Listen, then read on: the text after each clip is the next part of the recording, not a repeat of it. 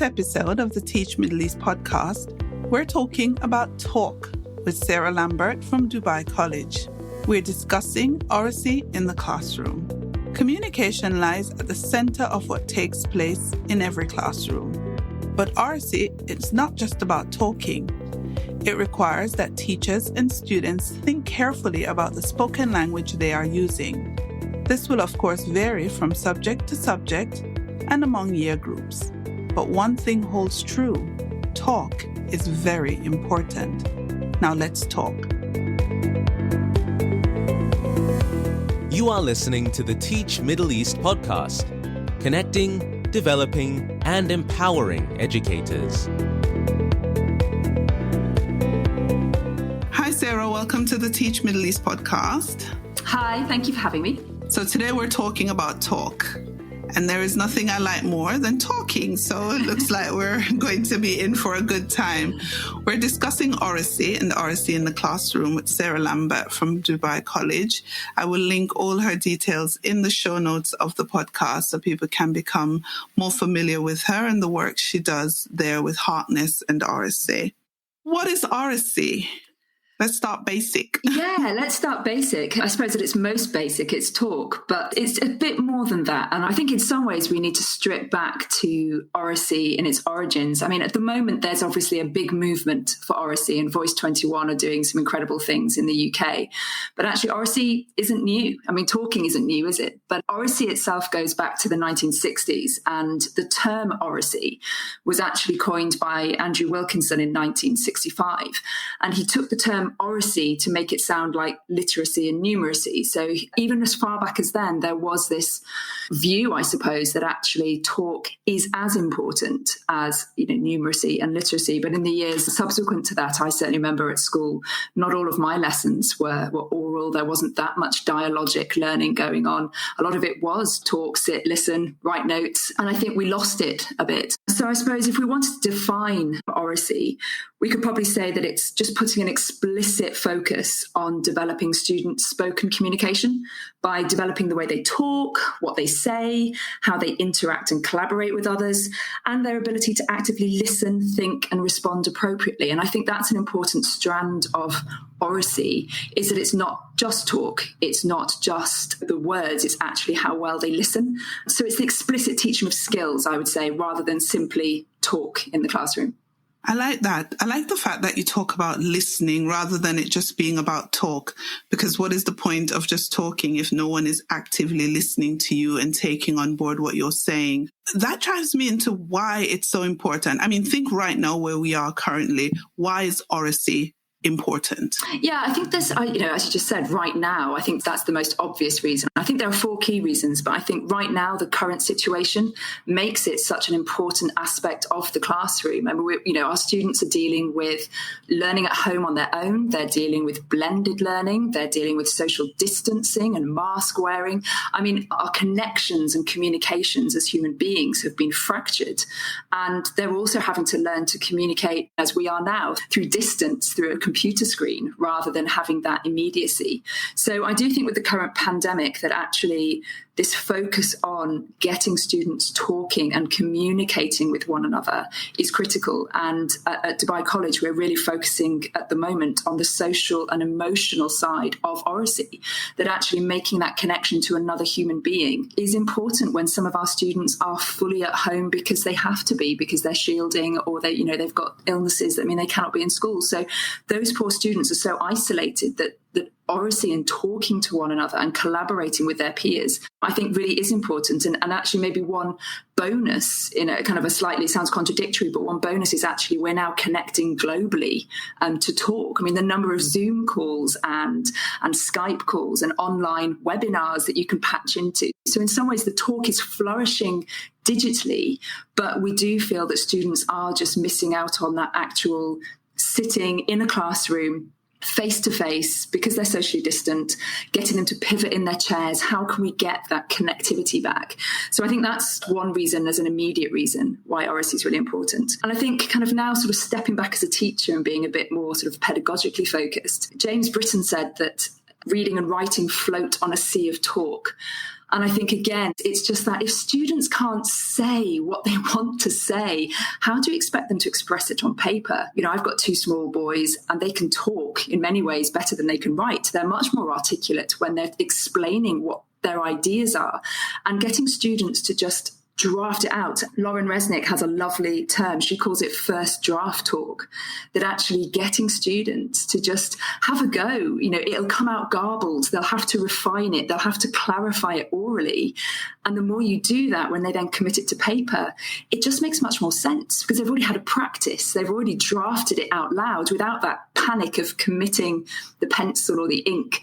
And they've had a go at talking to one another. So I think the bedrock of oracy in the classroom is that it gives students that practice before they have to develop either their numeracy or their literacy on the page. And I think also for vocabulary deficit and gap, practicing what they hear and practicing what they read is important as well. I mean, reading books with vocabulary, they see it on the page, but they've got to actually learn when to use that themselves contextually. And I think, again, getting that reading out loud, that fluency of talk is something that, even my year 7s, we still read around the classroom. It's something that's important. My year 12s today were reading, the play text, Othello, that we're doing at A-level, but they were reading it out loud and actually just hearing the sound of language as well as what they can see on the page. And I think the third, the reason it's important, I would say, is kind of looking long term now. It's looking ahead to, it's a buzzword, isn't it, to say the unknown future of our young people. But I think what we know to be certain is that communication skills and the ability to collaborate with other people is something that automation and technology will not replace. So actually, I feel I've got a duty as a teacher to send out students into the world who can make eye contact, who can sit around a table and listen to other people and actually respect their views and hear what they've got to say. So the World Economic Forum, they've said that their top 10, the skills needed for 2030, communication, collaboration, critical thinking, all of these skills that Oracy enhances and develops, those are the skills that are going to be needed. So I think that's, really important.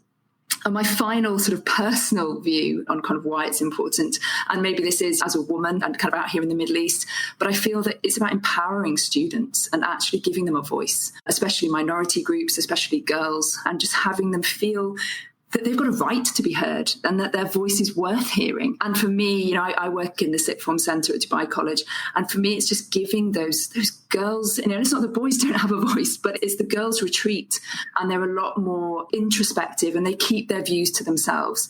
And I do just feel that, we should be encouraging our students, all students, to speak up and speak out. And so I feel that's my final, I suppose, more sort of moral imperative that actually Oracy has that place. Brilliant. While you were talking, I couldn't help but think about the fact that when you talk to teachers on a daily basis, a lot of them are not reluctant to have that level of oracy happening in the classroom because it can seem chaotic to people who are walking by or walking in. Yeah. What would you say to such a teacher? I would say let it happen. And this comes, back to actually planning for talk, explicitly planning for talk. I mean, if you are in a lesson and you simply say, right, just turn, in groups of 4 now, just discuss, and you've left it very unstructured, you can almost guarantee that chaos will ensue, because once they've done the surface task, they will start to digress and then they'll start chatting. But if you've actually given them a very tight framework, if they've got a very clear objective and it's time limited, then it's amazing at just how productive, and if it's short and it's snappy and it's focused, and that noise. And when you go around, it's amazing the things you actually hear. And certainly it's hearing those students who normally, if you're in a whole class setting, are quiet. They'll sit back and they'll let others do all the talking, and they're active listeners. They've taken it all in. And if you ask them on the spot, they can probably perfectly recount what they've heard.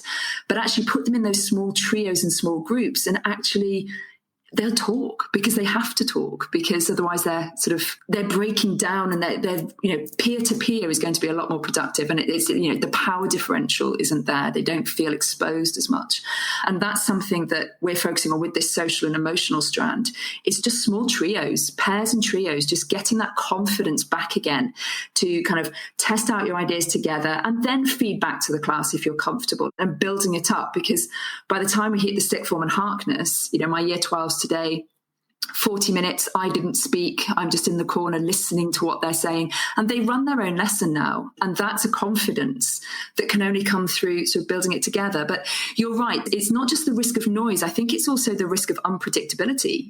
Letting students talk, you've no idea what's going to come out. And it can be funny and it can be a bit quirky. And my year 7s always sort of catch me sideways. They'll come out with bonkers things. But that creativity is brilliant. It's not uniform. No two lessons are the same. And I think it's heartbreaking to see that, I watch my boys at primary level who probably don't stop talking all day. And then they come up into year 7, they still got that energy. And then it just fizzles out as they get older. And obviously the stakes start to increase and the written work increases and the exam focus starts. And I think that's how we feel as a school, that actually, yes, we're an academic school. And yes, the exams are important.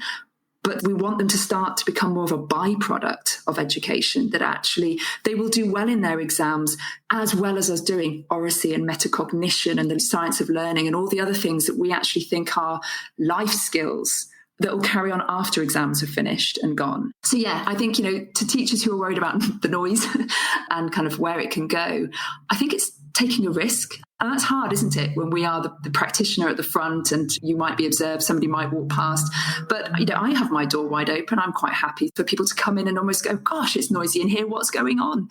It's like, well, just go and listen to that group. But, that's confidence. That does come with backing yourself, I think. And it comes with confidence, but I think it also needs to come with an understanding from your school leadership on the importance of oracy. Mm-hmm. Because if you are convinced of it yourself as a teacher and you're implementing oracy in your classroom, but your school leadership who are doing the walkthroughs and doing the observations, etc., don't fully grasp it, and they come in and they see it, will they appreciate it for the value it adds, or will they see it as just something that you should have avoided? Mm-hmm. That you're not controlling. Yes, absolutely. Exactly. So there is that. So let's say there is a teacher who is now, because of this podcast up to this point, is convinced that they want to pursue more oracy in their classroom. Can you suggest a starting point, an activity that could get them going? Let's put some context around it. Let's say that teacher is year 6. They've just come back into school in Abu Dhabi. They haven't met their classes before. They've just met them a week and a half ago, or 2 weeks by the time they hear this, maybe 3 or 4 weeks. Yeah. And they want to embed oracy. What's one activity they can start out with? I think starting with 3s, starting with very small groups so that it's something that's quite contained. Obviously, the larger you make your group, the less talk time each student gets. It dilutes a bit, the more voices that need to be heard.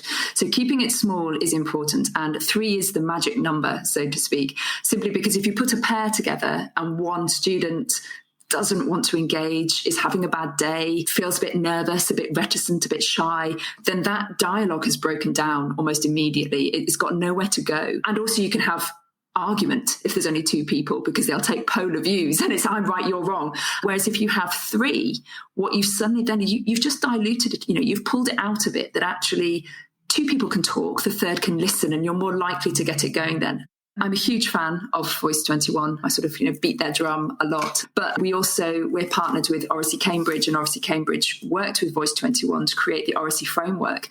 So tell us a bit more about Voice 21. Okay, they are the kind of the wing. They're a branch that's come out of School 21. And School 21 is based in Stratford in London. And it's a school that has oracy at its core. So as they built up the school and added the students in, oracy is everywhere. It's in every lesson. It's in every year group. Their assemblies are oracy focused. They do a lot of public speaking and spoken word with the students. So they've really pioneered the new wave of oracy in the UK. And so then they developed Voice 21 as almost their training branch. And now, schools across the country and in the UK have signed up to become Voice 21 schools. Throughout lockdown, so from May last year, right through to I was on a webinar with them last week, they run free webinars. They are all available online, and you get masterclasses. So they will talk about how to embed oracy in your curriculum or how to use their benchmarks. They've produced teacher and school benchmarks to help you develop oracy. So they have webinars on those. And then they do teacher masterclasses, which is your best practice being shared. So you can actually tune in and listen to 3 different presentations from primary and secondary schools about how oracy is being used. So Voice 21 have produced a huge volume of materials, and they're all available online. And I would say to somebody starting out to go and look at the oracy framework, which Voice 21 and Oracy Cambridge developed, and it's got 4 lovely strands to it. And they've categorized the skill set into social and emotional, cognitive, linguistic, and physical.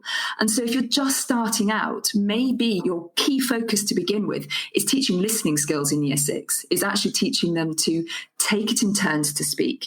And they produce amazing resources, which we're developing and using at Dubai College, which are discussion roles. So each student has a focus for their talk, and it comes with sentence stems so that you can actually hear, you can hear them using the correct terminology almost, and they're actually learning the skill through talking. So for a new teacher coming to oracy, I would say pick a task which is going to generate talk. So it's either there's an issue, there's going to be more than one answer to it. It's not a yes, no. There might be 2 bits of evidence they need to look at. Or maybe you've given them a picture for them to try and decode and discuss in a little group. But I would say make it structured. Give them a couple of questions, give them a focus to their discussion, and kind of give them a role as well. Who's listening? You can have a summarizer who does nothing but listen.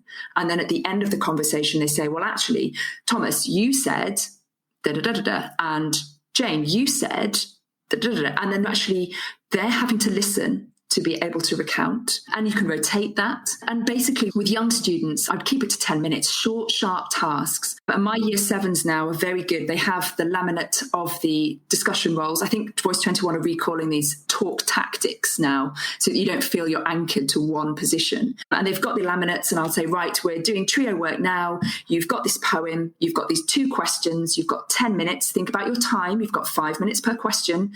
And I want your summarizer, decide who that is today, is going to tell the rest of the class what your trio decided in 10 minutes time. And when they've got that accountability, it's amazing how focused their talk is. But they have to know what they're talking about. And I do think that's important, not just blindly saying, right, talk about it. And they just sit there going, I don't know what to say. So vocabulary mats, stems, prompts, trios, and something short, sharp, focused with a target and a task.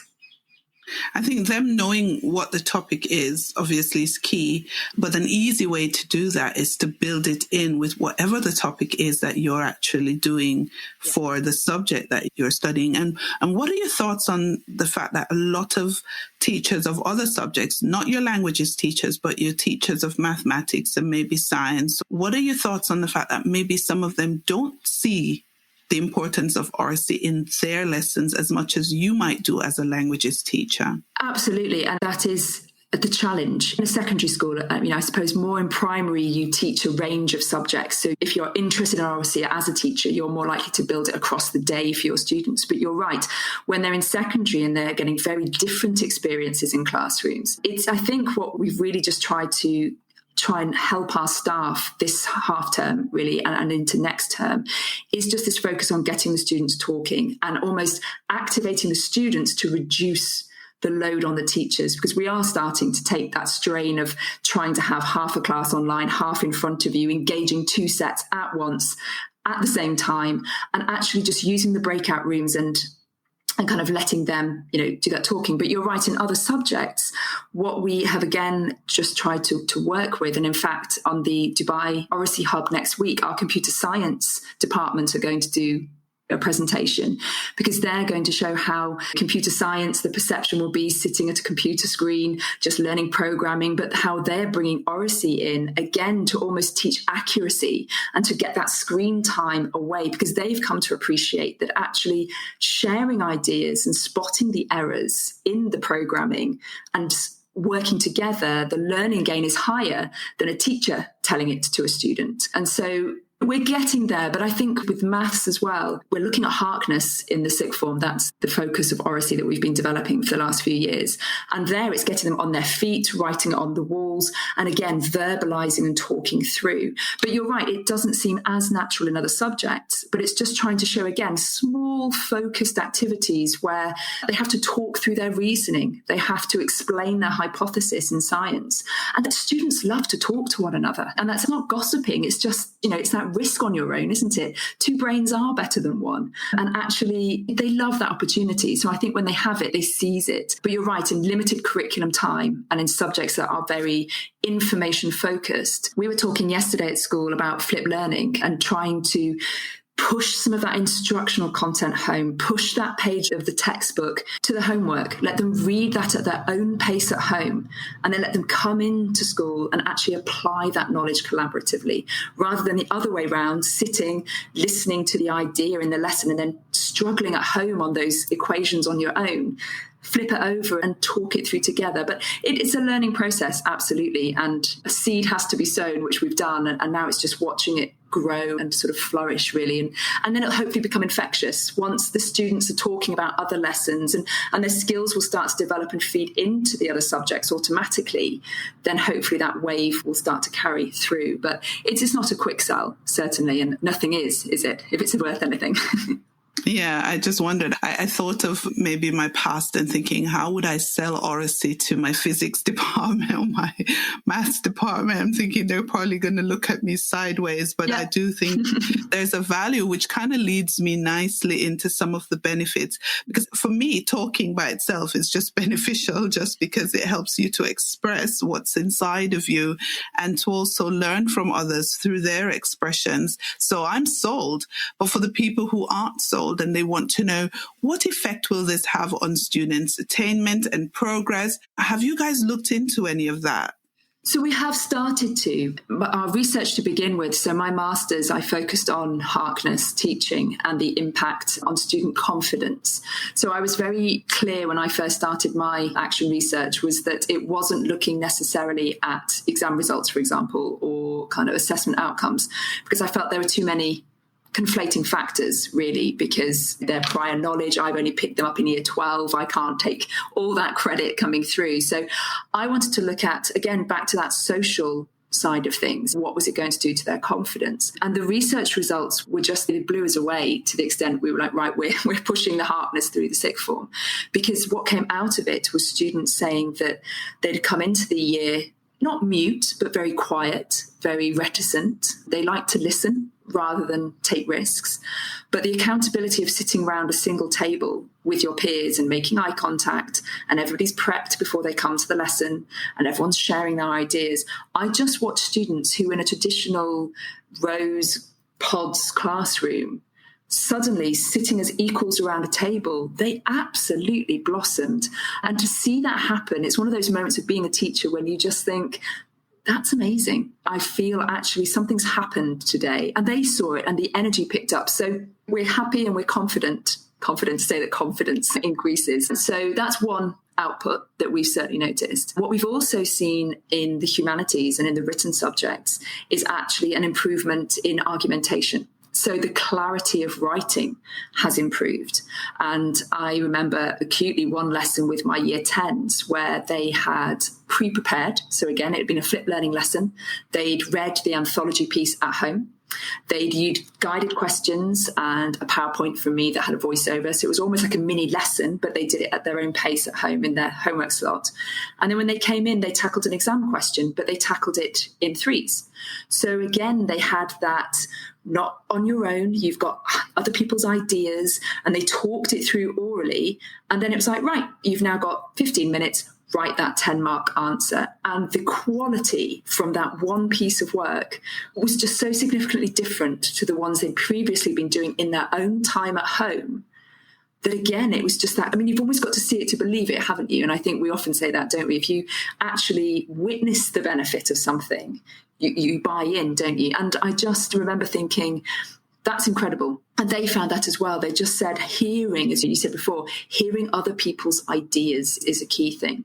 So measuring academic progress is something that we are now starting to look at. But again, tentatively, because I do feel that to a certain extent, written improvement in kind of scaffolding and the way they structure their writing will lead to an improvement in attainment. But again, direct cause, I think we always have to be careful, don't we? We're talking about human beings to say that this equals this. But certainly you'll probably see longer answers because they've got used to developing and talking it through. Because again, a short response in the classroom, my year 7s now are very good at doing the, but why?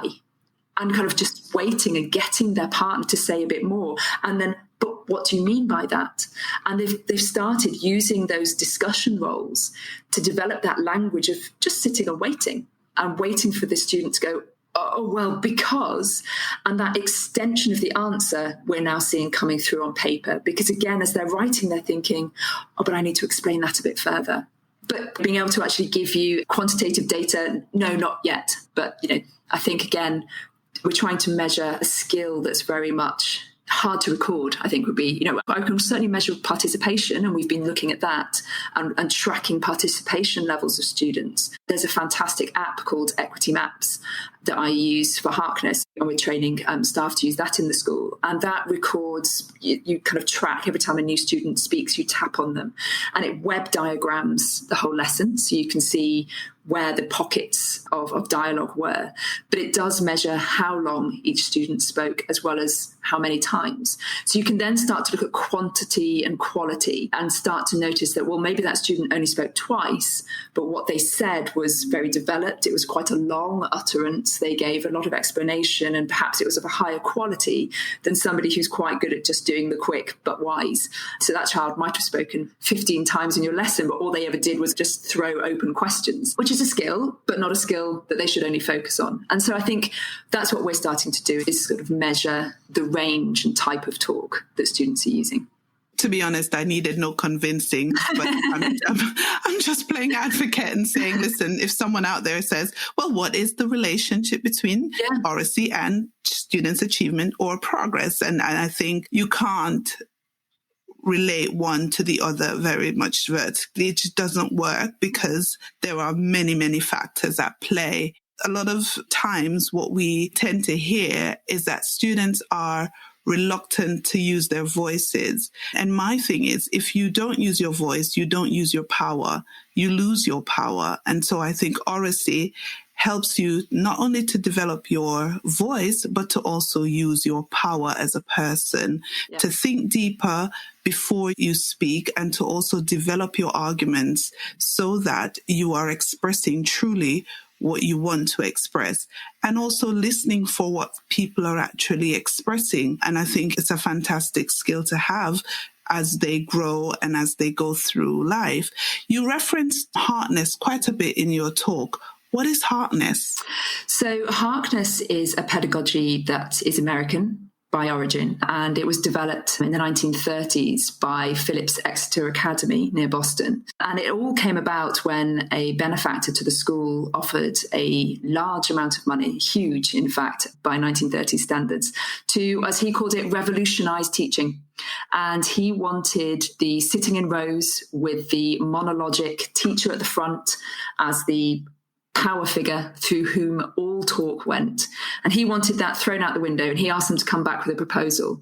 And initially their proposal wasn't radical enough. And when it came back, it was what he wanted. And Harkness said he wanted to bring together the supervision and tutorial Oxford-Cambridge experience of that dialogue with a tutor, with a professor, but almost as equals, with the boardroom experience of everybody sitting around one table. And that's how Harkness was born. So as a pedagogy, it involves students and their teacher sitting as equals as best you can, given they have been trained for 12 years through a school system to see you as the expert, but is more of a democratic, everybody sitting around a single table. I mean, facilities allowing, you could just push tables together to make one big rectangle. But the idea is that everybody can see everybody else and make eye contact. And it's just phenomenal, really. It gives autonomy to students. It teaches them to listen. It teaches them to read non-verbal cues, to read body language. And I was very fortunate that Dubai College sent me to Phillips Exeter for their Humanities Institute. I was really lucky to go and spend a week there where we were the students as teachers. We sat around the Harkness table. We had 3 Harkness lessons a day. We had to prep for East 1. It's a flipped learning pedagogy. So you come with your notes and your annotations. You've got a big problem, a question that you're going to solve as the table, and it's over to you. And the idea is that if the teacher is at the table, so if I sit with my year 12s, I am 1/9 of the conversation. I'm allowed to contribute. I'm part of that discussion, but I'm certainly not the focus point. And in the early days, it's very much about me not making eye contact. They have to make eye contact, but they will automatically sort of make their point and then look to me for validation. And it's almost denying that validation of just head down, sketching away, avoiding eye contact, and just to try and get them to just unhitch slightly and kind of look to each other. And my year 12s this year are a phenomenal group. I sing their praises a lot at school and kind of to anybody who listens to me drone on. But they just run their 40-minute discussion, and it makes it seem like the teacher does nothing. But in reality, it's the scaffolding, it's the pre-teaching and the pre-preparation that's got them to a point that the article they've read, the text they're studying, the skills and the oracy that they have developed, that they can just have the most phenomenal conversation. And I sit there once a week. I don't sit at the table, and I just sit in the corner and I map, I track with the pencil, I draw, or the app on the iPad, I'll track their discussion. I code what they have said individually so they can start seeing now what they are good at, using each other's names, for example, challenging ideas, pushing the discussion on, giving textual evidence. They kind of know we've got a rubric which they are guided by. And we've brought metacognition in at the end of a lesson. They self-assess themselves. They go through the rubric. And today, it was flat. They were tired. And they actually said, do you know what, today the pace was awful. It was really slow. And one of the students went, no, it wasn't slow. We were thinking more. And it's just that maturity. And I just sit there going, wow, they've really started to teach themselves how to have productive conversations, how to not dominate, how to sit and listen, and to have, you were saying about power. I think another powerful thing is to learn empathy and respect, because it's not just about pushing yourself forward. And to hear today some of my students saying, that point was brilliant. Like, what a great point you've just made. And to actually praise one another. And for another one too, it's when they say, respectfully, I disagree with you. But, yes, they've kind of put that sort of semi-trite adverb in, but they genuinely are saying, no, I disagree, but they're doing it in the right manner. They're not dismissing what's been said. They've listened and they're weighing it up and they're going, no, I disagree. And I just think that's so lovely to see 17-year-olds sitting around a table, not agreeing, but accepting that other people's views are valid. And just because they disagree doesn't mean they're wrong. And I just think that is the beauty of Harkness. And yes, it lends itself very neatly to the humanities, and it's easy to develop in languages and subjects where there is a lot of dialogue anyway. But again, we've got writable walls around our Harkness tables. So mathematicians, they will come in and they will put up for homework. They have prepped a problem bank. And as soon as they arrive, they're disciplined. They just mark it all up on the walls. Then they sit around the table and then they just go round and discuss each other's answers. And could it have been done a different way? How else could we reach that same answer? In science, when I was at Phillips Exeter, we, as humanities teachers, had to do a science lesson as pupils, and I think we were doing diffusion. But again, we sat at the Harkness table at the beginning. We were given our problem, what we had to solve. We had to establish first what our principles were. We were just batting it around the table with terrible knowledge of science that we hadn't done for about 15 years. And then we got up, did the experiment, came back, and around the table again discussed what we had found. And did every group have the same answer? No. What variable did they have that we didn't? And it's just getting in that discussion, because scientific advances come about through collaboration. and you get things wrong. And I think that's the other thing that Oracy, again, when I said earlier about draft talk, that actually if we can make students take the risk orally, which is the biggest risk because it's public, your written work isn't seen by your peers. Only your teacher sees kind of the risks you take and the errors you make. But when you make it publicly, yes, it's hard to begin with. But if you've done that, then actually, it's less scary than to commit ideas to paper because you've taken that risk and you've tested it out and you've refined it, and your answer is more likely to be refined and of a higher quality as a result. Thank you. I'm a fan, and it makes me think of all the rich conversations that can be had in the classroom, and how can teachers within the UAE and maybe within the GCC get involved in implementing Oracy in the classroom. I know you have the Oracy Hub, so tell us a little bit about that and how they can get involved. Yeah, so we're finally, due to the pandemic, we're getting it off the ground next week, and we'll be having our first webinar. And we are very excited to have Voice 21 coming to be our keynote. So they're going to talk for just 20 minutes, but to just give teachers out here, again, an idea of who they are, what they do, and what they have to offer.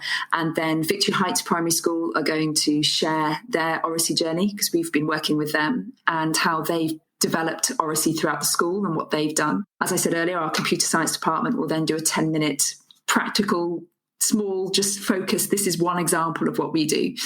And then our hope, our kind of plan going forwards will be, we'll run these webinars relatively regularly and encourage staff and schools to share with us. There are brilliant ideas going on everywhere. And if it's just a small 10 to 15 minute presentation, it's nothing big, it's nothing overly scary, but it's just sharing one nugget of something that worked in your classroom.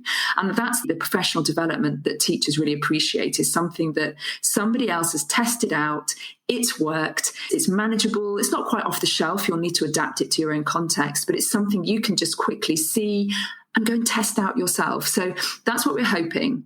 It will start to foster a collaboration between schools, because I do feel out here there isn't enough collaboration between schools. I think the market, the way everything works out in the UAE, it is a competitive market. And that's a shame, because I think we're all working to the same goal. We've all got the same desire, one would hope, to equip our young people with the skills they need. So collaboration is something we hope to come out of it. And we're hoping it will develop into something where once we can get back face to face, it's almost, an afternoon of little short presentations and talks and people rotating and hearing different things. There's another opportunity, but depending on when this airs, it might have passed. But I was going to say, even the webinar to which you refer will have passed by this.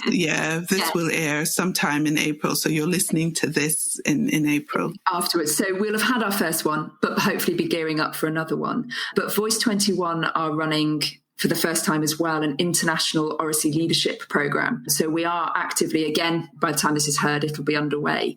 But those opportunities are starting, where Voice 21 are offering a program whereby they do 5 live sessions, training sessions again on using Oracy and embedding Oracy, with a break in the middle where as a school you would go away and practice something, try something out for a few weeks in your classroom. So that's building as well. That's been shared with the Research Network, and the British Schools and Primary Network out here have been sharing that amongst schools. So we're hoping to get a range of really engaged and interested teachers involved in that, and off the back of that, collaborate again and actually share ideas. So it's starting, it's in its infancy out here. There are many more hubs and networks in the UK. So we're watching, we've kind of modelled, and we're going to see where it runs by that. And again, when we're back face to face, we had a spotlight on Harkness evening all set up to go this time last year and had to pull the plug. But once we're allowed to have people back in again, we'll do the same thing. We will host a live Harkness evening where you can come and watch a short 20-minute discussion, Harkness style,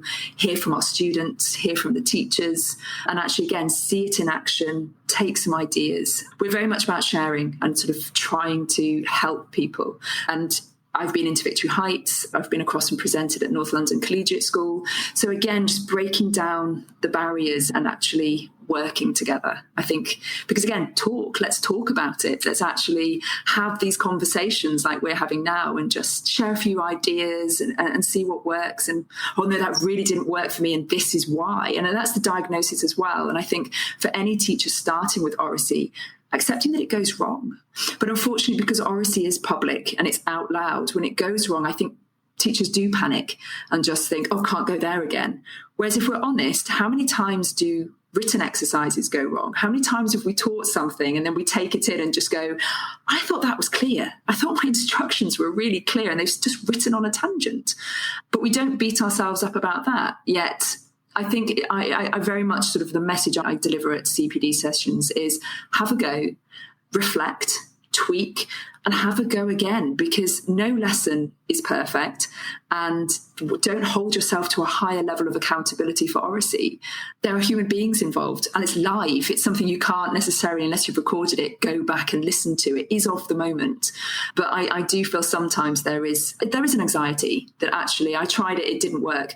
So we'll try it again. You wouldn't stop teaching a writing task just because it didn't work. But it's just an easier thing to push away and shelve, I think, which is something we're just trying to reinforce, that it's okay to have a go. And draft talk. But we're professionals, aren't we? We hold ourselves to high levels of self-accountability.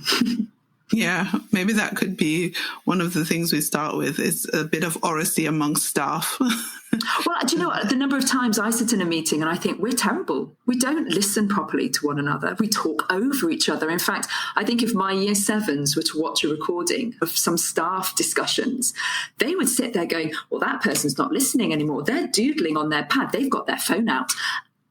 We're guilty. We sit there in staff, whole school staff meetings, lectures, CPDs, training days. You can look around a room and who's actively engaged and who isn't. So I think we need training, I think. Yeah. That's what I was thinking when you were saying that. I was thinking, well, let's start with the oracy among the staff and then have it trickle down to our students. And by that time, we would have been well trained and we would be in a position to train our students. Sarah, thank you so much. It's been enlightening. I really enjoyed our chat. And yes, oracy. Let's talk more talk in schools. Thank you very much. Thank you for listening to the Teach Middle East podcast. Visit our website, teachmiddleeast.com, and follow us on social media. The links are in the show notes.